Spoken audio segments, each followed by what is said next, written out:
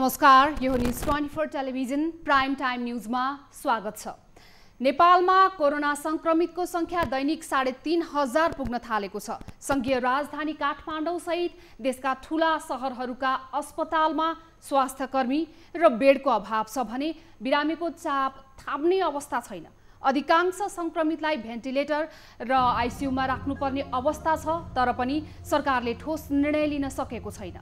अस्पतालहरूमा स्वास्थ्य कर्मीहरूको अभाव भएको छ। महामारीले छोप्दा पनि न त संघीय सरकार न त प्रदेश सरकारले नै योजना ल्याउन सकेका छन्। महामारी फैलिँदा पनि सत्ता समीकरणको राजनीति चर्कै छ। प्रधानमन्त्री केपी शर्मा ओली आफ्नो सरकार टिकाउनमा व्यस्त हुनुहुन्छ। प्रमुख प्रतिपक्षी दल नेपाली कांग्रेस नयाँ सत्ता समीकरणकै छलफलमा व्यस्त छ। अस्पतालमा बेड अभाव भएको गण्डकी प्रदेशको राजधानी पोखरामा चिकित्सकहरूले सहयोगको याचना गरिरहँदा मुख्यमन्त्री पृथ्वी सुब्बा गुरुङ आफ्नो सरकार टिकाउन छलफलमै व्यस्त हुनुहुन्छ। कोरोनाको महामारीमा प्रदेशको अवस्था र लकडाउन भए खाद्यान्न लगायतको जोहो कस्तो छ, यी सहितका अन्य न्युजहरू लिएर आएका छौँ। अब प्राइम टाइम न्युजका हेडलाइन्स। काठमाडौँ उपत्यकामा वैशाख 16 गतेदेखि एक साताका लागि निषेधाज्ञा जारी। अत्यावश्यक बाहेकका सेवा बन्द रहने।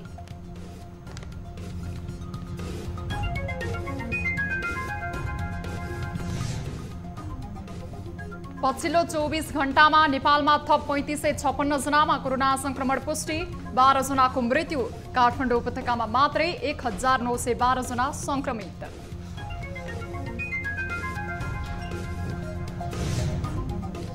कोरोना संक्रमण तीव्र रूपमा फैलिएपछि बाँके र बर्दियामा निषेधाज्ञा। बाँकेमा 80 जना स्वास्थ्यकर्मी पठाउने सरकारको तयारी। भारतसँग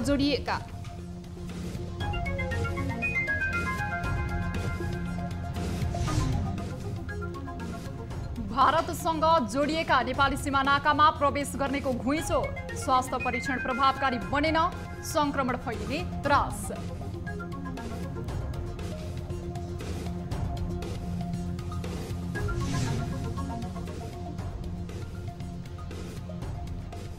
र निषेधाज्ञा भए पनि दैनिक उपभोग्य सामग्रीको अभाव नहुने उद्योगीको भनाई। खाद्य आपूर्तिलाई सहज बनाउने सरकारको प्रतिबद्धता।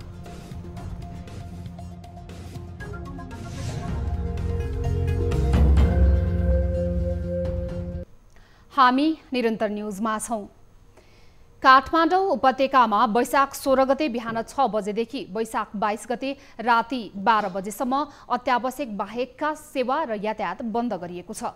कोरोना संक्रमण भयावह रूपमा फैलदै गएपछि काठमाडौँ, भक्तपुर र ललितपुर जिल्लाका प्रमुख जिल्ला अधिकारीहरूले सोमबार साँझ एक आदेश जारी गरी अत्यावश्यक सेवा बाहेकका सेवा बन्द गरेका हुन्। यस्तै काठमाडौँ उपत्यका प्रवेश गर्नेहरूले अब अनिवार्य रूपमा क्वारेन्टिन तथा होम आइसोलेसनमा बस्नुपर्ने भएको छ। उपत्यकाका तीनवटै जिल्लाका प्रमुख जिल्ला अधिकारीहरूद्वारा जारी आदेशमा कोरोना भाइरसको नयाँ भेरिएन्ट तीव्र रूपमा फैलिरहेकाले अब उपत्यकामा प्रवेश गर्ने व्यक्तिहरूले अनिवार्य रूपमा स्थानीय तहले तोकेको क्वारेन्टिन र होम आइसोलेसनमा बस्नुपर्ने उल्लेख छ।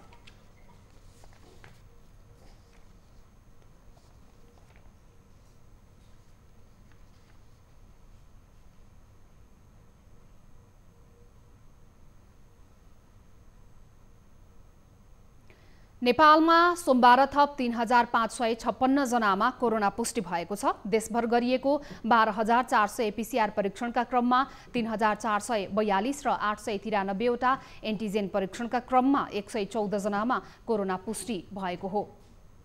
यो सँगै नेपालमा कोरोना संक्रमितको संख्या 3,03,561 पुगेको छ। त्यस्तै कोरोनाका कारण थप 12 जनाको मृत्यु भएको छ भने हालसम्म नेपालमा कोरोनाका कारण 3,176 जनाले ज्यान गुमाएका छन्। त्यस्तै सोमबार मात्रै थप 378 जना संक्रमणमुक्त भएका छन्। यो सँगै हालसम्म नेपालमा 2,77,951 जनाले कोरोना जितेका छन्। हाल नेपालमा 22,434 सक्रिय संक्रमित आइसोलेसनमा र 65 जना क्वारेन्टिनमा रहेका छन्। हालसम्म नेपालमा 24,17,417 वटा पीसीआर परीक्षण गरिएको स्वास्थ्य मन्त्रालयले जनाएको छ।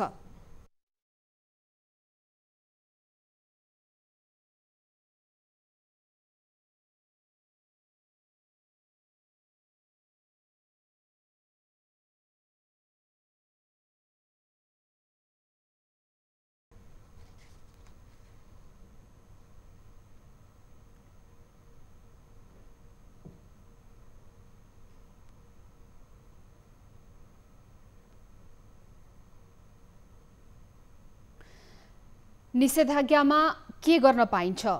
एम्बुलेन्स, खानेपानी, स्वास्थ्य खाद्यान्न, तरकारी, फलफुल, दूध तथा दुग्धजन्य पदार्थ बोक्ने साधन सञ्चालन गर्न पाइने, बैंक, वित्तीय संस्था, दूरसञ्चार, इन्टरनेट सेवा सञ्चालन गर्ने निकाय चल्ने, क्वारेन्टाइन, आइसोलेसन, फोहोर मैला व्यवस्थापन लगायतका साधन सञ्चालन गर्न पाइने, सर्वसाधारण नागरिकलाई आवश्यक पर्ने खाद्य सामग्री खरिद गर्नका लागि बिहान 10 बजेसम्म र बेलुका 5 देखि 7 बजेसम्म न्यूनतम 2 मिटरका भौतिक दूरी कायम गर्ने गरी सञ्चालन गर्न दिने, नेपाल सरकारका कर्मचारी, बैंक तथा वित्तीय संस्था र अन्य अत्यावश्यक सेवामा कार्यरत कर्मचारीले कार्यालयको परिचय पत्रका आधारमा आवत-जावत गर्न पाउने, सञ्चारकर्मी तथा पत्रकारले पनि सम्बन्धित संस्थाले जारी गरेको प्रेस पासका आधारमा आवत-जावत गर्न सक्ने। निषेधाज्ञामा के गर्न पाइँदैन?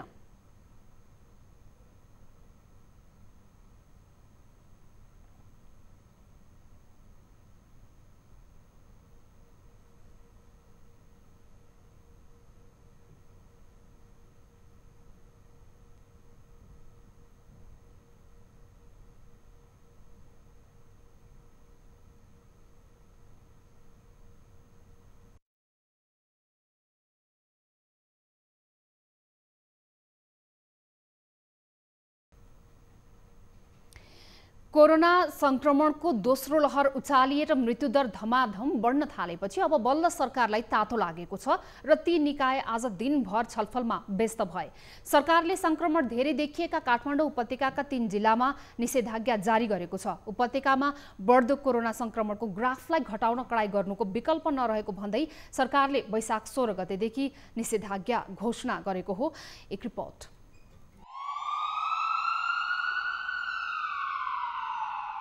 सोमबार देशभर 3565 जनामा कोरोना संक्रमण पुष्टि हुँदा काठमाडौँ उपत्यकामा मात्रै 1912 जना कोरोना संक्रमित भेटिएका छन्। नेपाल चिकित्सक संघले कोरोना नियन्त्रण र उपचारका लागि सरकारलाई स्वास्थ्य संकटकाल घोषणा गर्दै लकडाउन गर्न 18 बुँदे सुझाव दिएको छ। कोरोना संक्रमण अत्यधिक बढ्दा पनि उपत्यकामा मानिसहरू सचेत देखिएका छैनन्। जनस्वास्थ्यका मापदण्ड पालना गर्नमा हेलचेक्राई गरेपछि अन्ततः सरकार अब कोरोना नियन्त्रण गर्न भिड नियन्त्रण नै गर्नुपर्ने र त्यसका लागि निषेधाज्ञा नै विकल्प भएको निष्कर्षमा पुगेको छ। सोमबार उपत्यकाका 3 वटै जिल्लाका प्रमुख जिल्ला अधिकारीहरूले गृह मन्त्रालयमा छलफल गरेका छन्। अघिल्लो पटकको जस्तो शहरबाट गाउँ फर्कन चाहनेलाई असहज नहोस् भनी 3 दिन मानिसहरूलाई आफ्नो गन्तव्यमा पुग्ने समय राखी 16 गतेदेखि निषेधाज्ञा गर्ने घोषणा गरिएको छ। बैठक बसेर विभिन्न छलफल गरेर हामीले आदेशहरू आज जारी गरेका छौँ। हामीलाई जुन प्राप्त अधिकार संक्रामक रोग ऐन 2020 र स्थानीय प्रशासन ऐन 2028 ले दिएको अधिकार प्रयोग गरी विभिन्न आदेशहरू जारी गरेको छ। यो आदेशहरू 78 साल वैशाख 16 गते बिहान 6 बजेदेखि 78 साल वैशाख 22 गते राति 12 बजेसम्मको लागि जारी गरिएको हो। संक्रमण बढ्दै गएपछि नेपाली सेनाले पनि संकट व्यवस्थापनका लागि तयारी तीव्र पारेको छ। नेपाल सरकारको गएको हप्तामा आएको निर्देशनको आधारमा 7 वटा होल्डिङ सेन्टरहरू स्थापना गर्ने भन्ने निर्देशन भए बमोजिम हाम्रो जनशक्ति परिचालन भइसकेको छ र मैले जानकारी पाए अनुसार पछिल्लो अवस्थामा झापामा एउटा होल्डिङ सेन्टर स्थापना गर्ने कार्य सुरु नै भइसकेको छ भने बाँकी 6 वटा स्थानमा पनि हामी यथाशीघ्र होल्डिङ सेन्टरहरू स्थापना गरेर त्यसलाई चाहिँ सञ्चालनमा ल्याउँदैछौँ। त्यसै गरिकन डिसिसिएमसी र प्रादेशिक सिसिएमसीहरूसँग समन्वय गरिकन जुन जुन स्थानमा आवश्यक पर्छ ती ठाउँमा चाहिँ क्वारेन्टाइन सेन्टरहरूलाई पुनर्स्थापना गर्ने, क्वारेन्टाइन सेन्टरहरूलाई चाहिँ प्रभाव यसलाई सञ्चालनमा ल्याउने, पुनर्सञ्चालनमा ल्याउने कार्यमा हामीले चाहिँ कार्य गरिरहेका छौँ। 9 जिल्लामा 500 भन्दा बढी संक्रमित। सोमबारसम्म नेपालका 9 जिल्लामा 500 भन्दा बढी कोरोना भाइरस संक्रमित छन्। स्वास्थ्य तथा जनसङ्ख्या मन्त्रालयका अनुसार प्रदेश 1 को मोरङ, प्रदेश 2 को पर्सा, बागमती प्रदेशको काठमाडौँ, भक्तपुर र ललितपुरमा 500 भन्दा बढी संक्रमित रहेका छन्। गण्डकी प्रदेशको कास्की, लुम्बिनी प्रदेशको दाङ, बाँके र रूपन्देहीमा 500 भन्दा बढी सक्रिय संक्रमित रहेको स्वास्थ्य मन्त्रालयले जनाएको छ।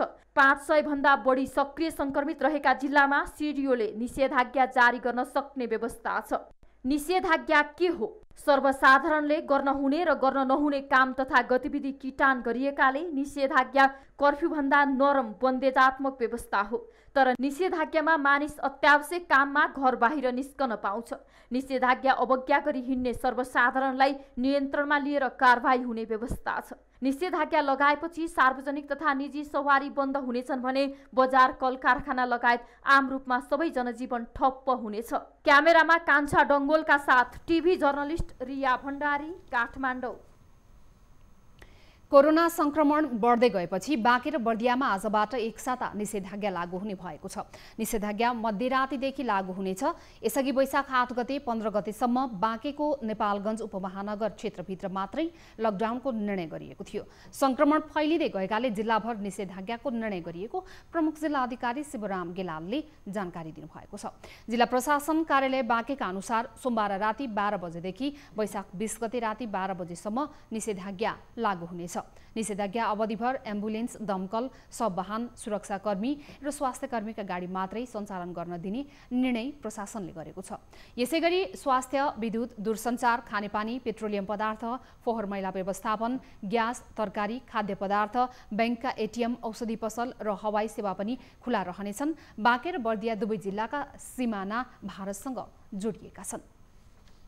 उता बर्दियामा जिल्ला प्रशासन कार्यालयले जिल्लाभर एकसाता लकडाउन गर्ने निर्णय गरेको छ। पछिल्लो समय बर्दियामा कोरोना संक्रमितको संख्या वृद्धि भएपछि आइतबार जिल्ला प्रशासन कार्यालयमा बसेको कोभिड-19 संकट व्यवस्थापन समितिले सोमबारदेखि 19 गतेसम्मका लागि लकडाउन गर्ने निर्णय गरेको हो। प्रशासनको निर्णयसँगै बर्दिया जिल्लाका मुख्य बजार क्षेत्र गुलरिया, राजापुर, सानोश्री, भुरीगाउँ, बासगढी, मगरागढी र मैनापोखरी लगायतका बजारहरू बन्द भएका छन्। प्रशासनले अति आवश्यक बाहेकका सम्पूर्ण कार्यहरू बन्द गर्ने, विकास निर्माणका कामहरू भने सञ्चालन गर्ने निर्णय गरेको निर्माण व्यवसायी सङ्घ बर्दियाका अध्यक्ष भेषराज पौडेलले बताउनुभयो। कोरोना संक्रमणको चेन तोड्नका लागि भिडभाड हुने बजारहरू बन्द गर्ने निर्णय गरिएको हो।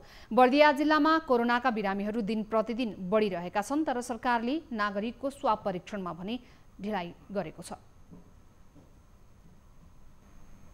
हामी निरन्तर न्यूजमा छौं। सरकारले कोरोना भाइरस कोभिड-19 विरुद्धको खोपलाई निरन्तरता दिएको छ। हाल 18 देखि 59 उमेरसम्मका मानिसहरूले खोप लगाइरहेका छन्। पछिल्लो समय नेपालमा कोरोना संक्रमितको संख्या बढ्दै गएपछि खोप लगाउन सरकारले तोकेका अस्पतालमा सर्वसाधारणको भिड लागेको छ। हाल कोरोना विरुद्ध खोपको दोस्रो डोज लगाउने क्रम जारी छ भने पहिलो चरणको खोप अभियान पनि सुरु भएको छ। सरकारले 2077 साल माघ 14 गतेदेखि कोरोना विरुद्धको खोप अभियान सुरु गरेको थियो। स्वास्थ्य मन्त्रालयले खोप लगाउने विभिन्न अस्पतालहरू तोकिदिएको छ। भारतमा संक्रमण र मृत्युको अवस्था भयावह हुँदा समेत भारतबाट नेपाल प्रवेश निर्बाध भइरहेको छ। मुख्य नाकाहरू भन्दा चोरबाटो अत्याधिक प्रयोग गर्दै नेपाली र भारतीयहरू नेपाल प्रवेश गर्ने गरेका छन्। एक रिपोर्ट। झापाको काकडभिट्टा नाकाबाट दैनिक 1500 भन्दा बढी मानिसहरू नेपाल भित्रिने गरेका छन्। उनीहरूलाई सामान्य चेक जाँच गरी नेपाल प्रवेश गर्न दिइएको छ।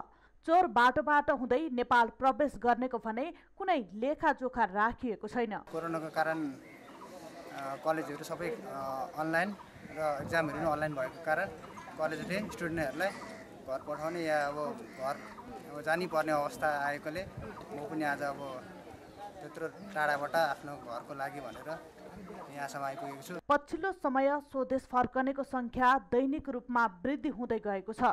केही अघिसम्म दैनिक 40 देखि 50 जना मात्र आउने गरेकोमा अहिले बढेर विद्यार्थीको संख्या 4 देखि 500 पुगेको काकरभिट्टा नाकाको हेल्प डेस्कले जनाएको छ।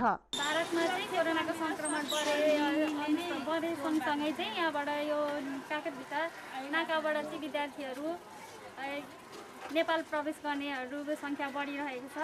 यता कोरोना भाइरस संक्रमण बढ्दै गएपछि रूपन्देहीको बेलहिया नाकामा थप कडाई गरिएको छ। चैत्र 10 गते बेलहिया नाकामा हेल्थ डेस्क स्थापना गरिएको थियो। त्यसयता भारतमा रोजगारी गर्न गएका 20,000 नेपाली स्वदेश फर्किएका छन्। नाकामै एन्टिजेन जाँचको व्यवस्था गरिए पनि न्यून मात्रामा जाँच हुने गरेको छ। अहिलेसम्म 200 जनाको मात्रै एन्टिजेन जाँच भएको छ।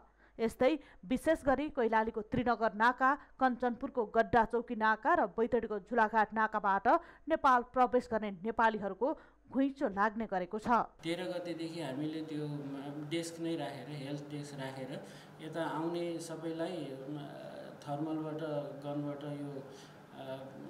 यो के अरे टेम्परेचर लिएर र त्यस्तो केही अलिकति शङ्का लागेको बेलामा एन्टिजेन टेस्ट भन्ने अहिले नयाँ टेस्ट आएको छ, त्यो टेस्ट गरेर मात्रै भित्राउने गरेका छौँ। हालसम्म वीरगञ्ज भन्सार नाकामा सञ्चालित हेल्थ डेस्कमा साधारण चेक जाँचमा 5000 को एन्टिजेन परीक्षण गरिएकोमा 1100 संक्रमण पुष्टि भएको छ। यस नाकाबाट परीक्षण गरिएको संख्या मात्र हो। अझै लुकीछिपी नेपाल प्रवेश गर्ने नागरिकको भने कुनै लेखा जोखा नै छैन। यस्तै कोरोना संक्रमण दैनिक बढ्न थालेपछि विराटनगर स्थित जोगबनी नाकामा भने कडाई गरिएको छ। मुख्य नाका बन्द हुँदा चोर बाटोबाट आवत जावत बढेपछि खुल्ला नाकामा पनि थप सुरक्षाकर्मी परिचालन गरेर कडाई गरिएको जिल्ला प्रशासन कार्यालय मोरङले जनाएको छ। सुनसरीको सीमावर्ती क्षेत्रमा कोरोना महामारी पुनः बढ्न सक्ने देख्दै भारतीय बजारमा सामान किनमेल गर्नेहरूको भिड लाग्ने गर्दछ।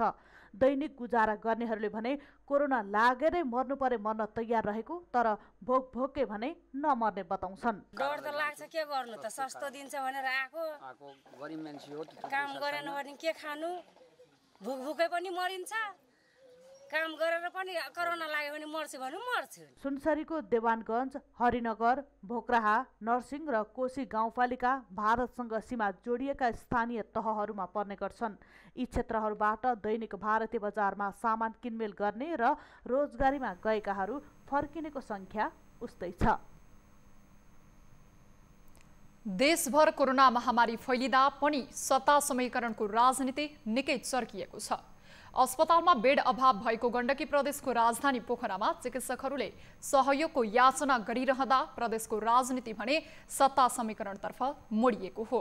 यसैबीच गण्डकी प्रदेशका मुख्यमन्त्री पृथ्वी सुब्बा गुरुङ विरुद्ध गण्डकी प्रदेशसभामा अविश्वासको प्रस्ताव पेश भएको छ। सोमबार सुरु भएको विशेष अधिवेशनमा प्रस्तावित मुख्यमन्त्री तथा कांग्रेस संसदीय दलका नेता कृष्णचन्द्र नेपालीले सदनमा अविश्वासको प्रस्ताव पेश गर्नुभएको हो। प्रस्ताव पेश गर्दै पोखरेलले मुख्यमन्त्री पृथ्वी सुब्बा गुरुङको सरकार असंवैधानिक भएपछि अविश्वासको प्रस्ताव ल्याएको बताउनुभयो।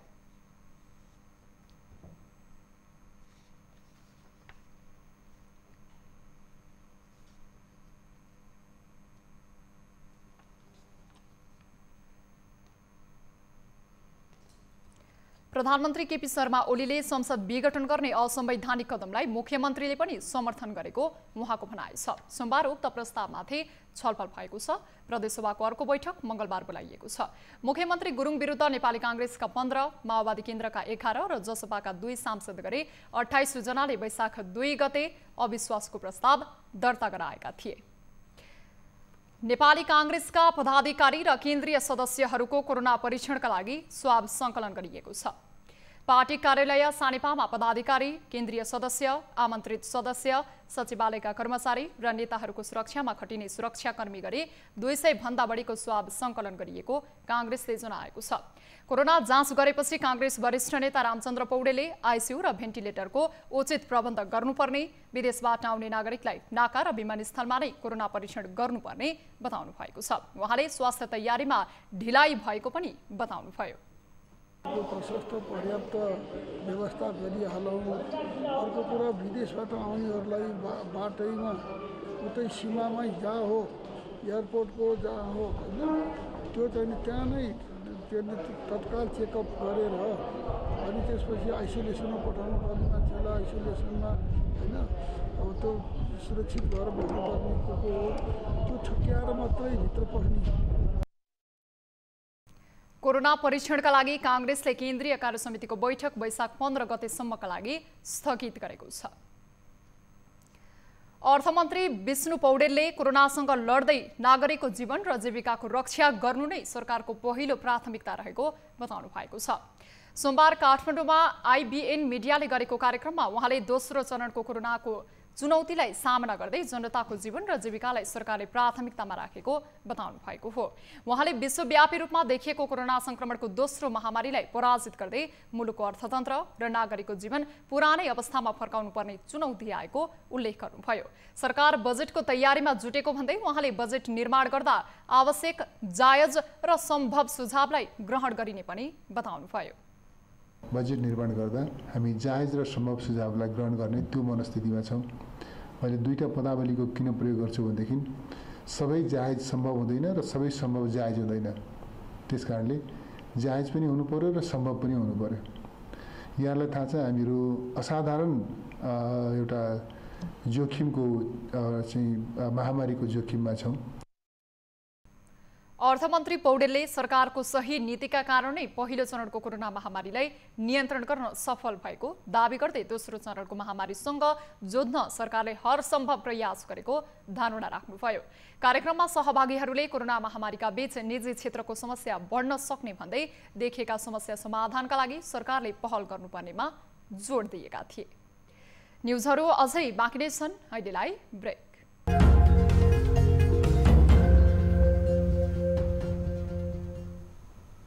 हामी निरन्तर न्युजमा छौँ। कोभिडको महामारी बढ्दै जाँदा लकडाउन अथवा निषेधाज्ञा भए पनि दैनिक उपभोग्य वस्तुहरूको अभाव नहुने भएको छ।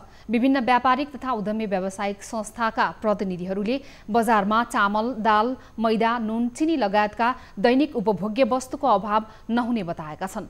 आपूर्ति बन्द नै भएको अवस्थामा पनि 3 महिनालाई पुग्ने खाद्यान्न मौजात भएको उनीहरूको दावी छ। एक रिपोर्ट। लकडाउन अथवा निषेधाज्ञा भए पनि खाना पकाउने ग्यास, चामल, दाल, मैदा, नुन लगायतका उपभोग्य वस्तुहरूको अभाव नहुने व्यापारी उद्यमीहरूले बताएका छन्। वाणिज्य आपूर्ति तथा उपभोक्ता संरक्षण विभागले बजारमा कम्तीमा 3 महिनालाई पुग्ने खाद्य सामग्री रहेको जनाएको छ। कोभिडका कारण कुनै अवरोध आए पनि बजारमा दैनिक उपभोग्य वस्तुको आपूर्तिमा समस्या नहुने विभागका महानिर्देशक प्रकाश पौडेलले न्युज 24सँग बताएका छन्। लकडाउनै भइहाल्यो भने के गर्ने भनेर मान्छेहरूमा एक खालको त्यो रहन्छ कि भन्ने अवस्था हो। अहिले हामी कहाँ उत्पादन भएको वस्तुहरू बजारमा आउने र उपभोग हुने क्रम रहेको हुनाले पर्याप्त स्टक छ भनेर व्यवसायीबाट हिजो बेलुका मात्र भनिएको अवस्था छ। सँगसँगै गेडागुडी जन्ने दाल जन्ने वस्तुहरूमा पनि उत्पादन र वितरणको अवस्था चाहिँ सामान्य छ।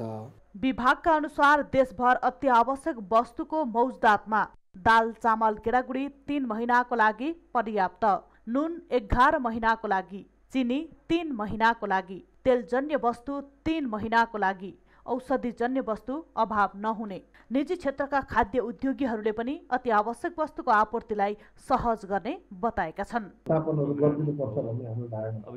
व्यवस्थापन राम्ररी गरिदियो भने पनि सबैलाई जनतालाई दुःख पनि हुँदैन र चाहिँ उद्योग कलकत्तामा पनि चल्छन्, अत्यावश्यक सेवा पनि सुचारू हुन्छ र देशको जनताले पनि दुःख पाउँदैन।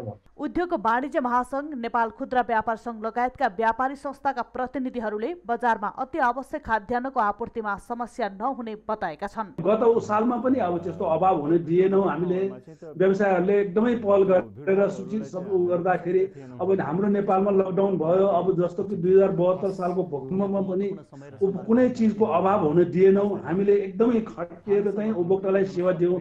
यही आधारमा पनि अहिले पनि तत्कालै अभाव हुने चाहिँ देखेको छैन। 3-4 महिनालाई सामान मजाले पुगिरहेछ भनेर अब उद्योगपतिहरूले, ठुलो व्यवसायहरूले भनिरहेछ। वाणिज्य आपूर्ति तथा उपभोक्ता संरक्षण विभागले सडक यातायात नपुगेको अवस्थामा हवाई मार्गबाट समेत अति आवश्यक वस्तुको आपूर्ति गर्ने तयारी गरेको छ। न्युज 24 टेलिभिजनका लागि नवराज चालिसेको रिपोर्ट। रामेछापको सदरमुकाम मन्थलीमा रहेको जिल्ला आयुर्वेद स्वास्थ्य केन्द्रमा उपचार लिन आउने बिरामीहरूको संख्या बढेपछि औषधि अभाव हुन थालेको छ। दैनिक 60 देखि 100 जनासम्म बिरामीहरू उपचार लिन आउने गरेका छन्। अघिल्ला वर्षहरूमा आयुर्वेदिक अस्पतालमा उपचारका लागि आउनेहरूको संख्या निकै कम हुने गर्दथ्यो। नियमित अस्पतालमा उपचार गर्दा एलोपेथिक औषधिको साइड इफेक्ट हुने मनोभावले रामेछापका स्थानीयको आयुर्वेदिक अस्पताल उपचारको गन्तव्य बन्ने गरेको छ। आयुर्वेद अस्पतालमा दैनिक उपचार लिन आउने बिरामीहरूमा ग्यास्ट्रिक, अमलपित्त, पाइल्स, फिस्टुलाका बिरामी बढी छन्।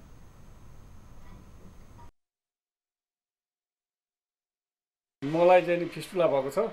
म सारसूत्रबाट काठमाडौँ अपरेसन गरेको यहाँ थाहा नभएर यहाँ आउँदाखेरि मलाई धेरै राम्रो लाग्यो। भरपर्दो, एकदम छिटो छरितो र सस्तो किसिमले चाहिँ नि अन्तको भन्दा धेरै राम्रो किसिमले यहाँ चाहिँ उपचार भइरहेछ। त्यसकारण म नियमित यहाँ आइरहेको छु।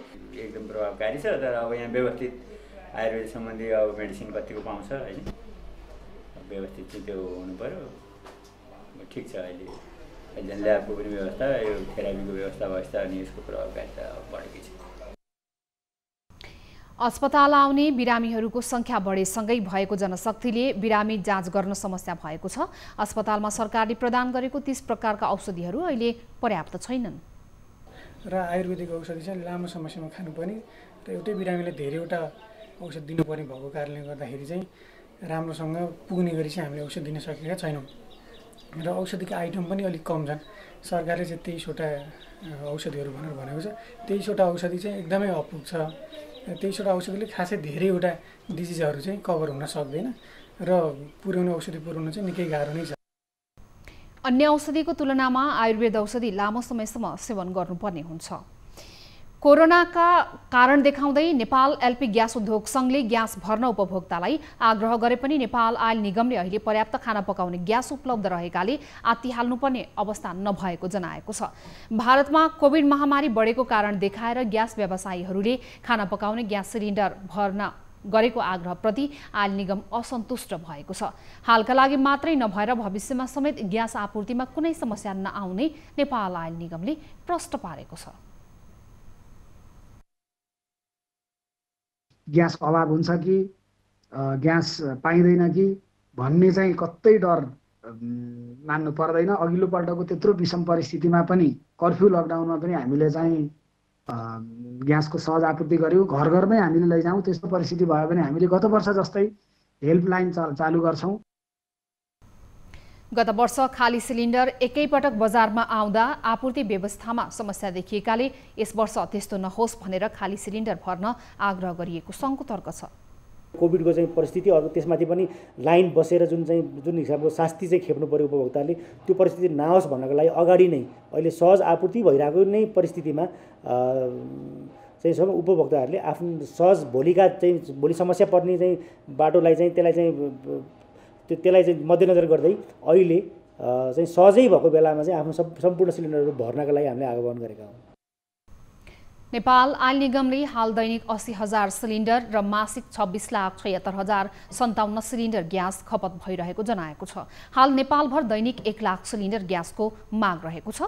ग्यास उद्योगीसँग 15,000 मेट्रिक टन एलपी ग्यास भण्डारण क्षमता छ। उद्योगीसँग कुल भण्डारणको 80% एलपी ग्यासको मौजुदात रहेको अध्यक्ष भण्डारीले बताएका छन्। अघिल्लो महिना अहिलेसम्मकै धेरै 4 अर्ब रुपैयाँ बराबरको 47,000 मेट्रिक टन एलपी ग्यास आयात भएको पनि निगमले जनाएको छ। हामी निरन्तर न्यूजमा छौं। काठमाडौँ महानगरपालिका र काठमाडौँ उपत्यका खानेपानी व्यवस्थापन बोर्डको समन्वयमा वाटर एटीएम सेवा विस्तार गरिएको छ। सोमबार काठमाडौँको नयाँ बानेश्वर र शङ्ख पार्कमा smart water vending machine water ATM स्थापना गरिएको हो। बानेश्वरमा वाटर एटीएमका साथै अत्याधुनिक शौचालय र शङ्ख पार्कमा वाटर एटीएम स्थापना गरी काठमाडौँ महानगरका प्रमुख विद्यासुन्दर साक्य र उपप्रमुख हरिप्रभा खड्गीले उद्घाटन गर्नुभयो। जनताको माग अनुसार आवश्यक स्थानमा यसलाई विस्तार गरिने उहाँले बताउनुभयो। त्यस्तै साक्यले सार्वजनिक जग्गाको संरक्षणमा पनि महानगरले जोड दिने धारणा राख्नुभयो।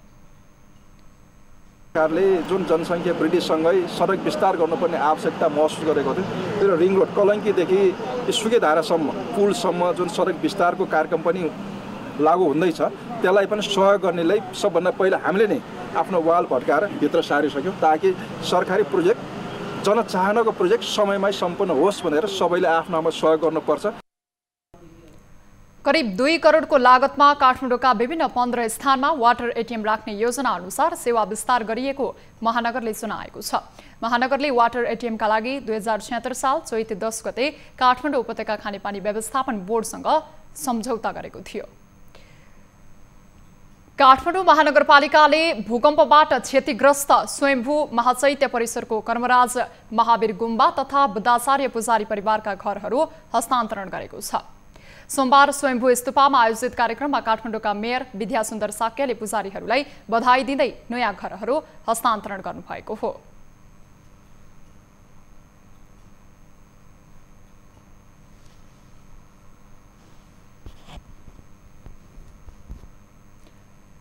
काठमाडौँ महानगरमा पुराना मौलिक शैलीलाई यथावत राख्दै 13 करोडको लगानीमा आवासहरू निर्माण गरिएको हो। अब बिजनेस न्यूज।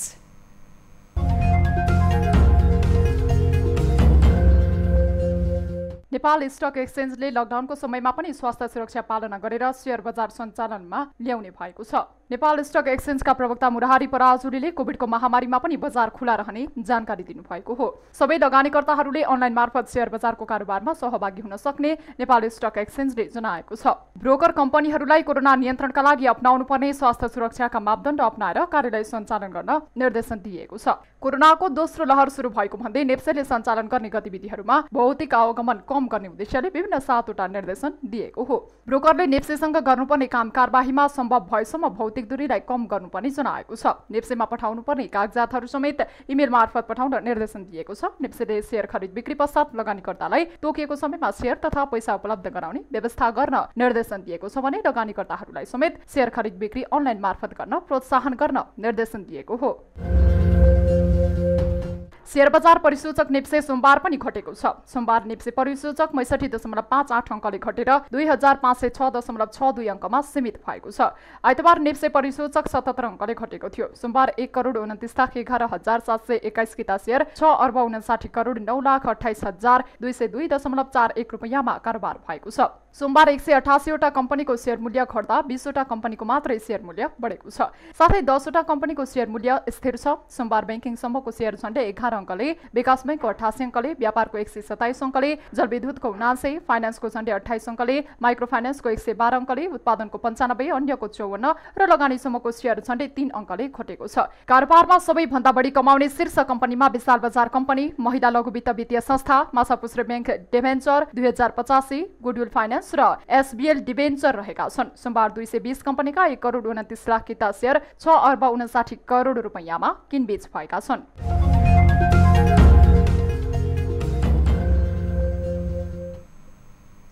न्युजहरू अझै बाँकी नै छन्, अहिलेलाई ब्रेक।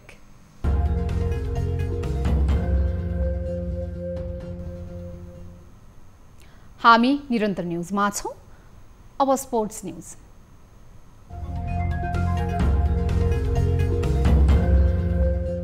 तिलोत्तमा क्रिकेट क्लब र लुम्बिनी खुकुरी क्रिकेट क्लब भैरहवामा जारी स्टन्डी ल्यान्ड T10 क्रिकेट प्रतियोगिताको सेमिफाइनलमा प्रवेश गरेका छन्। सोमबार तिलोत्तमाले तिरुपति क्रिकेट क्लबलाई 15 रन र लुम्बिनी खुकुरीले प्रोफेसनल मास्टर्स 11लाई 7 विकेटले पराजित गर्दै सेमिफाइनलमा प्रवेश गरेका हुन्। सिद्धार्थ रङ्गशालामा भएको पहिलो खेलमा टस जितेर ब्याटिङ गरेको तिलोत्तमाले 4 विकेटको क्षतिमा 79 रन बनायो। उसका लागि कृष्ण कार्कीले 35, सन्दीप केसीले नट आउट 33 र मनोज सुनारले 28 रन जोडे। बलिङमा तिरुपतिका अमृत गुरुङ, बसिर अहमद र तुलबहादुर थापाले 1-1 विकेट लिए। जवाफी ब्याटिङ गरेको तिरुपति 5 विकेटको क्षतिमा 84 रनमै रोकियो। उसका लागि अजय कौशिल्याले 30, तुलबहादुर थापाले 17 र बसिर अहमदले 16 रन जोडे। बलिङमा तिलोत्तमाका कृष्ण पराजुलीले 3, मनोज सुनार र एम छेत्रीले 1-1 विकेट लिए। दोस्रो खेलमा टस जितेर ब्याटिङ गरेको प्रोफेसनलले 6 विकेटको क्षतिमा 54 रन बनायो। उसका लागि प्रमेश थापाले नट आउट 16 रन बनाए पनि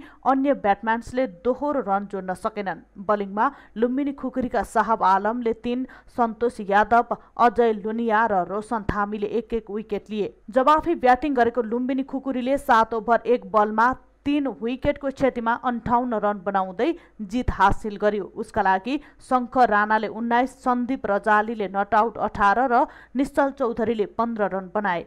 बलिङमा प्रोफेसनलका अनिल जैसवालले 2 तथा सिजन मकाजुले 1 विकेट लिए। साहब आलम म्यान अफ द म्याच भए। मंगलबार सेमिफाइनलमा म्यू होराइजन क्रिकेट क्लब र लुम्बिनी खुकुरी तथा गोर्खा वारियर्स र तिलोत्तमा क्रिकेट क्लब बीच प्रतिस्पर्धा हुनेछ। जारी इन्डियन प्रिमियर लिग आइपिएलबाट थप 4 खेलाडीले नाम फिर्ता लिएका छन्। कोरोना महामारीको कारण देखाउँदै रविचन्द्र आश्विन, एडम जाम्पा, केन रिचर्डसन र एनडीयू टाईले नाम फिर्ता लिएका हुन्। दिल्ली क्यापिटल्सका स्पिनर आश्विनले परिवारका केही सदस्यलाई कोरोना संक्रमण भएपछि प्रतियोगितामा नाम फिर्ता लिएका हुन्। उनले अहिले आफ्नो आवश्यक टोलीलाई भन्दा परिवारलाई खाँचो रहेको समेत बताएका छन्। यता रोयल च्यालेन्जर्स बेंगलोरका तीव्र गतिका बलर रिचर्डसन र स्पिनर एडम जाम्पाले पनि जारी प्रतियोगिता नखेल्ने बताइसकेका छन्। उनीहरू स्वदेश फिर्ता फिर्ता भइसकेका छन्। राजस्थान रोयल्सका तीव्र गतिका बलर टाइल पनि कोरोना महामारीका बीचमा प्रतियोगिताबाट नाम फिर्ता लिएका हुन्। आइपिएल सुरु हुन अघि नै बेंगलोरका ओपनर जोस फिलिप, सनराइजर्स हैदराबादका मिचेल मार्स र चेन्नई सुपर किङ्सका जोस हेजलवुडले नाम फिर्ता लिएका हुन्। जारी प्रतियोगितामा चेन्नई शीर्ष स्थानमा छ। चेन्नईको 5 खेलमा 4 मा जित र 1 मा हार सहित 8 अङ्क छ। समान खेलमा 4 जित 1 हार बेहोरेको दिल्ली दोस्रो स्थानमा छ। बेंगलोर पनि समान अङ्क सहित नेट रन रेटको आधारको तेस्रो स्थानमा छ।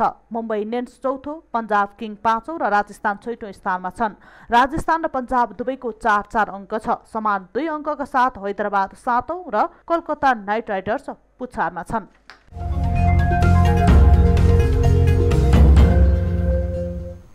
हामी निरन्तर न्यूजमा छौं।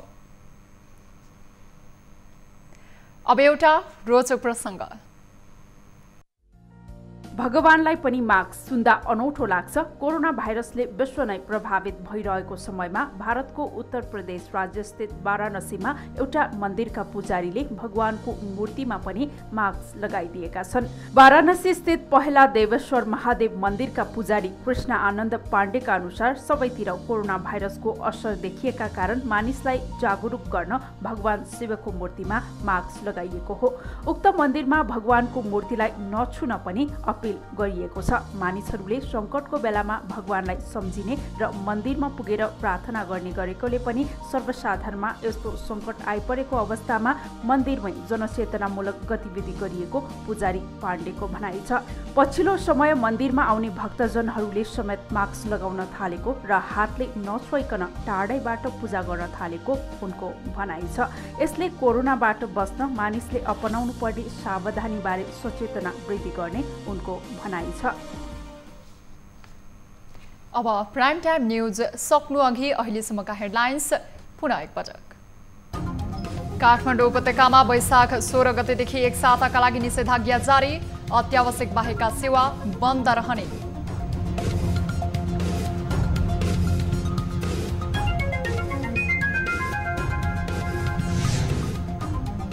पछिल्लो 24 घण्टामा नेपालमा थप 3556 जनामा कोरोना संक्रमण पुष्टि।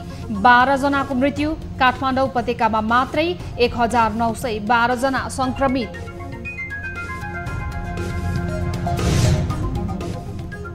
कोरोना संक्रमण तीव्र रूपमा फैलिएपछि बाँके र बर्दियामा निषेधाज्ञा।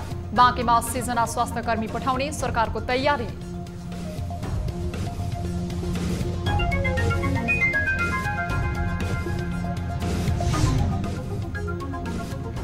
भारतसँग जोडिएका नेपाली सीमा नाकामा प्रवेश गर्नेको घुइँचो।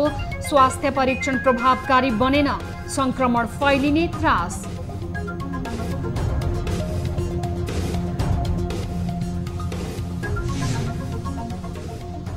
र निषेधाज्ञा भए पनि दैनिक उपभोग्य सामग्रीको अभाव नहुने उद्योगीहरूको भनाइ। खाद्य आपूर्तिलाई सहज बनाउने सरकारको प्रतिबद्धता।